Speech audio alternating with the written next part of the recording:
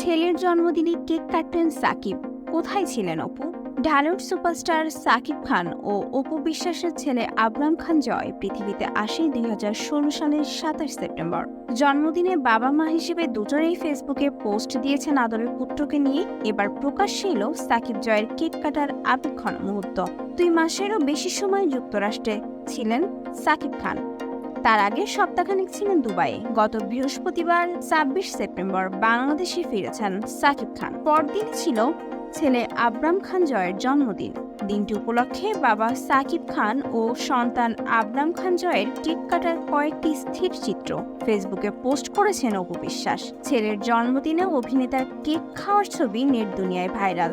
বাবা ছেলের এই আদুরে মুহূর্তগুলোকে ক্যামেরাবন্দি করে অপু ক্যাপশনে লিখেছেন, যখন বাবার ছেলে এক হয় তখন কেকের স্বাদ আরো মিষ্টি হয়। তাছাড়া নেটিজেনরা আরো ধারণা করছেন কেক কাটার পর্বটি অপুর বাসাতেই সম্পন্ন হয়েছে।